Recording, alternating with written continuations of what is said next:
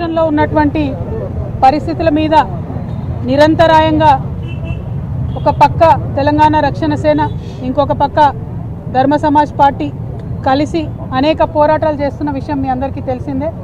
మరి అందులో ప్రధానంగా ఖమ్మం జిల్లాలో వెలుగుమట్ల కావచ్చు, మరి పరిగిలో ఇండస్ట్రీస్ కోసం అక్వైర్ చేస్తున్నటువంటి ల్యాండ్కి సంబంధించిన అంశం కావచ్చు, RRRలో ల్యాండ్ కోల్పోతున్నటువంటి భూ నిర్వాసితులు కావచ్చు, వీరందరి పట్ల అనేక రకాల పోరాట రూపాల్లో మేము పోరాడుతూ వచ్చినాం.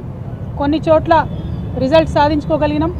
ఖమ్మం వెలుగుమట్లలో దాదాపుగా 318 మందికి మళ్ళీ ప్రభుత్వం దిగి వచ్చి అదే చోట పట్టాలు ఇవ్వడం, అదేవిధంగా పరిగి కానీ RRR కానీ మరి జరుగుతున్నటువంటి ప్రయత్నాలు ప్రభుత్వం ఆపేయడం, ఇవన్నీ కూడా మేము పాక్షిక విజయాలుగా భావిస్తూ, మరి సంపూర్ణ విజయం కావాలంటే ఖచ్చితంగా ఇందులో కేంద్ర ప్రభుత్వం ఇన్వాల్వ్మెంట్ ఉండాలి.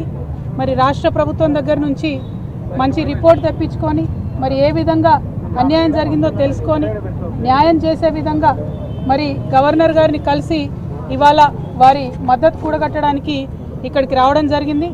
ఖమ్మం నుండి నవ్య, అట్లానే కృష్ణ, అదేవిధంగా RRR దగ్గర నుండి మహాలింగం గారు, అదేవిధంగా పాండు గారు, అట్లానే పరిగి నుండి పులిందర్ గారు, మరి ధర్మ సమాజ్ పార్టీకి సంబంధించినటువంటి నాయకులు, TRS పార్టీకి సంబంధించినటువంటి నాయకులు అందరం కూడా గవర్నర్ గారిని కలిసి ఒకటే మాట అడిగినాము.